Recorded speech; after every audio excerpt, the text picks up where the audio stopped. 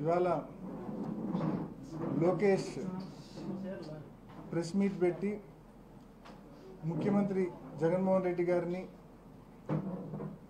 పంచాయతీరాజ్ శాఖ మంత్రి పెద్దిరెడ్డి రామచంద్రారెడ్డి గారిని ప్రభుత్వ సలహాదారు సజ్జల రామకృష్ణారెడ్డి గారిని అదే ప్రెస్ మీట్లో నన్ను మమ్మల్ని అందరినీ కూడా విమర్శలు చేయడం జరిగింది.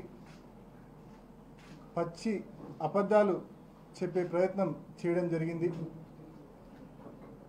ఆ ప్రెస్ మీట్ ఇందాక ఫోన్లో చూసిన ఆ ప్రెస్ మీట్ చూసిన తర్వాత నాకు అనిపించింది, ఒక మెంటల్లీ రిటార్డెడ్ పర్సన్ చేతిలో, ఒక పిచ్చివాడి చేతిలో రాయి ఎంత ప్రమాదకరమో, లోకేష్ అనే వ్యక్తి చేతిలో మైకు కూడా అంతే ప్రమాదకరం అన్నట్లుగా ఇష్టం వచ్చినట్లు నోటికి వచ్చినట్లు అబద్ధాలు చెప్పే కార్యక్రమం చేశారు. వైజాగ్ స్టీల్ ప్రైవేటీకరణకు సంబంధించిన కమిటీలో వైఎస్ అవినాష్ రెడ్డి అని నేను ఒక సభ్యున్నట. నేను వైజాగ్ స్టీల్ ప్రైవేటీకరణకు ఒప్పుకున్నానని ఇష్టం వచ్చినట్టు నోటికి వచ్చినట్టు విమర్శలు చేస్తూ ఉన్నారు. ఇవి పచ్చి అబద్ధాలని చెప్పడం కోసమే ఈ విలేకరుల సమావేశం ఏర్పాటు చేశాం. 2019 జూలై నుంచే స్టాండింగ్ కమిటీ ఆన్ ఇండస్ట్రీస్ అయితేనేమి, కన్సల్టేటివ్ కమిటీ ఆన్ ఎంఎస్ఎంఈస్ అయితేనేమి, దీంట్లో సభ్యునిగా నేను కొనసాగుతూ ఉన్నా. ఎక్కడే కానీ వైజాగ్ స్టీల్స్ ప్రైవేటీకరణకు సంబంధించిన కమిటీలో నేను సభ్యునిగా ఉండడం కానీ, నేను సభ్యునిగా అటువంటి కమిటీ సమావేశాల్లో పాల్గొనడం కానీ, నేను ఒప్పుకోవడం కానీ ఇటువంటి ఏవి కూడా జరగలేదనే విషయాన్ని మరి మీ అందరికి కూడా తెలియజేస్తా ఉన్నా. ఇంత పచ్చి అబద్ధాలు మాట్లాడడం నిజంగా వారి సిద్ధాంతమే, వాళ్ళ నాన్న నుంచి వచ్చిన సిద్ధాంతం అది. ఒక అబద్ధాన్ని 100 సార్లు మాట్లాడితే ఆ అబద్ధం నిజమవుతుందనేది వాళ్ళ నాన్న సిద్ధాంతం, చంద్రబాబు నాయుడు గారి సిద్ధాంతం. అదే సిద్ధాంతాన్ని కొడుకు లోకేష్ కూడా మరి ఫాలో అవుతున్నట్టుగా కనిపిస్తూ ఉంది. లేకపోతే ఇంత పచ్చి అబద్ధాలు చెప్పే సాహసం ఏ ఒక్కరు కూడా చేయరు.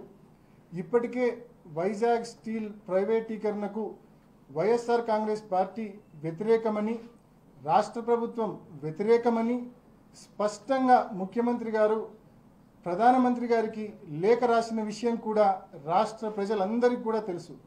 ఇంతకంటే స్పష్టమైన విధానం ఏముంటుంది? వ్యతిరేకమని లేఖ రాయడమే కాదు, ఈ సమస్యను ఎలా పరిష్కరించాలో ముఖ్యమంత్రి గారు తన లేఖలో స్పష్టమైన కార్యాచరణ కూడా మరి ప్రధానమంత్రి గారికి సూచించారు. ఇంత క్లారిటీతో ఒక రాష్ట్ర ముఖ్యమంత్రి ఉంటే మీరు మా ప్రభుత్వాన్ని, మమ్మల్ని విమర్శించడం ఎంతవరకు కరెక్ట్ అనే విషయాన్ని ప్రశ్నిస్తూ ఉన్నాం.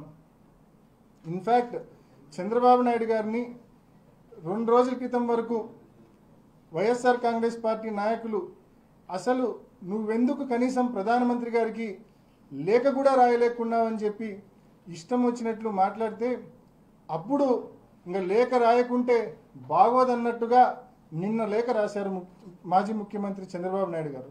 అసలు మీకేమన్నా చిత్తశుద్ధి ఉందా? కనీసం ఈ సమస్య మీద జగన్మోహన్ రెడ్డి గారు వెనువెంటనే స్పందించారు. ప్రభుత్వం పూర్తి స్థాయిలో వైజాగ్ స్టీల్ ప్రైవేటీకరణ కాకుండా మరి ఉక్కు పరిశ్రమను కాపాడుకోవడానికి ప్రభుత్వం అన్ని రకాలుగా ప్రయత్నాలు చేస్తున్న ఈ తరుణంలో ఈ రకంగా అబద్ధాలు మాట్లాడడం కరెక్ట్ కాదు, ప్రజలను మభ్యపెట్టాలనుకోవడం కరెక్ట్ కాదు అనే విషయాన్ని లోకేష్కి తెలియజేస్తా ఉన్నాం. అదేవిధంగా మీరు ముఖ్యమంత్రి జగన్మోహన్ రెడ్డి గారి గురించి, పెద్దిరెడ్డి రామచంద్రారెడ్డి గారి గురించి, సజ్జల రామకృష్ణారెడ్డి గారి గురించి మీరు మాట్లాడుతూ ఉన్నారు. అసలు మీ నాయన మాజీ ముఖ్యమంత్రి అని చెప్పుకోవడానికి తప్ప అంతకు మించి నీకున్న అర్హత ఏమిటి? నువ్వు మాజీ ముఖ్యమంత్రి కొడుకు అని చెప్పుకోవడానికి తప్ప నీకు ఎటువంటి అర్హత లేదు. నువ్వు కనీసం ఒక వార్డు మెంబర్గా, ఒక సర్పంచ్గా, ఒక కౌన్సిలర్గా, ఒక కార్పొరేటర్గా కూడా నువ్వు ప్రజల నుంచి ఎన్నుకోబడలేదు. నువ్వు కూడా వచ్చి మరి ఇంత పెద్దవాళ్ళను నువ్వు విమర్శించడము ఎంతవరకు సమంజసము? అండ్ మోకాలుకు బోడిగుండుకు ముడిపెట్టే ప్రయత్నం చేయడము ఎంతవరకు సమంజసము? ఇప్పటికైనా ఇటువంటి అబద్ధాలు చెప్పడం మానుకోమని చెప్పి లోకేష్కి హితవు పలుకుతా ఉన్నాం.